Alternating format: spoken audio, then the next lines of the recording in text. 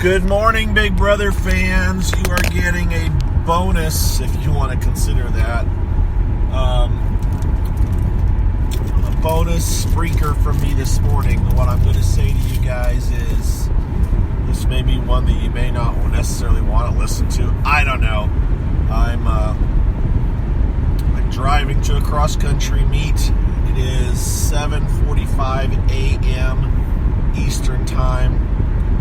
And I'm going to be doing things that I normally wouldn't do. Like, I'm going to eat something while I'm driving.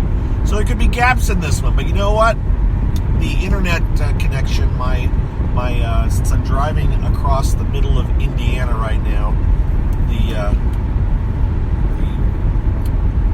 phone connection, my data connection is pretty weak. And so if I were to try something like a Periscope, I would be inundated with comments like, bad connection, can't hear you, and I'd be frustrated. And so rather than do that, I'll frustrate you by pausing and eating while I drive. And you know what? I think most of you won't give much of a care, but if you do, I'm sorry. Listen to it while you're not doing anything too important and you have time. I really won't have much info either, because as those of you that listen to me regularly, I kind of feel weird because I have no idea how many of you are new to this or listen to it a lot. I was up very late a couple of nights ago driving my wife to the airport, and so up until last night I was going on about 5 hours of sleep over 2 days, and I finally went to bed relatively early last night. And so while I am somewhat much more refreshed, I also have no idea, or only a general idea, of what's going on in the house this morning. Other than I know that Jason and Alex were nominated, and there's been some fallout from that, but I am not sure at this point, as I talk to you right now, exactly how much Jason or Alex have figured out. I do know that Jason is aware via Kevin. Kevin is telling Jason, I think you and Alex are the targets. They aren't backdooring anybody at this point. And I believe that they've, like Paul has figured out that Kevin was talking. Now, Kevin hasn't been let in on anything, other than Kevin has been told, you're safe, don't worry about it. Meanwhile, Paul's also been telling Jason and Alex, you're safe, don't worry about it, we're going to backdoor Kevin. Kevin, meanwhile, went to Jason and said, you need to worry, because I don't think they're going after me. I think they're going after you guys.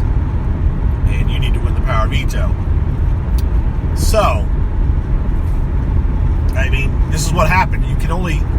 And not that it's that, to be honest, not that it's that big of a thing at this point. I mean, if you can say, well, I'm going to get down to the final 7, and then people are going to start to wonder. I mean, I'm talking about from Paul's perspective. It's like, okay, you can only keep these lies going so long before you're standing in the room with 3 people, looking at one line to them, looking at the other line to them, and hoping that the 2 of them aren't looking at each other. And that's about where we're at this point. I mean, how many times can you keep 6 other people from talking to each other and figuring stuff out?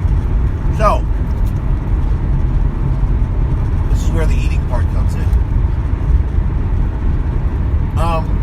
You know what? I'm going to pause this while I eat, and then I'll start it back up, and so you won't have to listen to me eat.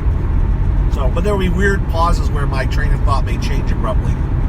Actually, that's not very weird, because my train of thought changes abruptly a lot of times when I'm doing this. But let me leave you with that thought before I pause it. That Jason seems to be starting to get the idea, but then it flies out of his head. I don't know. We'll know more today. And before I pause this, don't forget we have the Big Brother Gossip Show tonight. It's actually 9 p.m. Eastern Time, so about 13 hours from now, I will be sitting in front of a microphone talking to Colette and Scott. Colette will be flight is flying across the country today, so hopefully she won't have any delays, and that's when we'll do our show. So she will be fresh off the plane, and I'll have a beer in my hand, and Scott will be there as well, of course. So don't forget, 9 p.m. tonight. All right, with that, I'm going to pause, and I'll be right back. No musical interlude, just a weird, for you, a very short pause. For me, it could be 10 or 15 minutes, I don't know. See you in a second. So, wonderful thing about the pause is you just missed all of my frustration, and it's now about 45 minutes since I stopped that. Yeah, I forgot my wallet. Had to turn around and drive home, and now I'm on my way back, and whoop-de-doo, I'm going to miss parts of the race, but fortunately I was... sorry, reading something on my screen.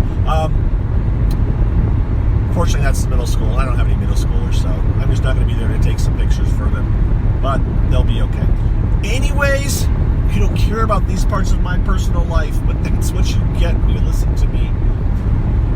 So, I don't know what's going to happen. I mean, Jason... I mean, Paul has these... God, these guys are stupid. And I keep waging this battle with people that are Paul fans and are like, oh, he's doing so great, he's amazing. And it's like, you know, he was given so many big advantages. And obviously, the fact that he was an alumni didn't mean anything to these people. You know, everyone's, oh, he had a big, you know, target on his back. No, he managed to apparently quell those fears pretty quick. And anyone that was like majorly against him was out the door pretty quick. And he was nominated, or at least attempted to be nominated, week 1. Cody realized it, tried to put him on the block. In 1 mile, turn right on Indiana 16. All right. We're going to have to turn off my Waze because she's going to talk to me while I'm doing this. Hang on. Go away, Waze. Go away, Waze. Okay, back to this. Hopefully it's still recording.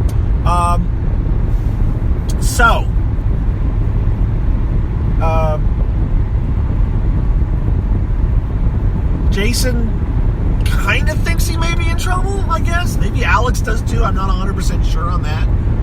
But God, you've got to think. But now they've got no one to talk to. It's down to so few. Raven's loyal to Paul now, and Christmas and Josh are certainly loyal to Paul because, rightly so, Paul has now proven to them that they are the two closest allies to him because they're the only two that he hasn't taken a shot at or tried to, you know, that they know of that he's tried to take a shot at. And they could rule out as like, well, anything he said to anybody else was just being said in order to get them, in order to keep them comfortable. You know, he may have said to Jason and Alex, I want to go after Christmas and Josh, but he didn't go after us, so you know what? He was lying to them. Well, no, really what Paul was doing was he was keeping all of his options open. But I think in the long run, he did want to stick with Christmas and Jason as of a few weeks ago.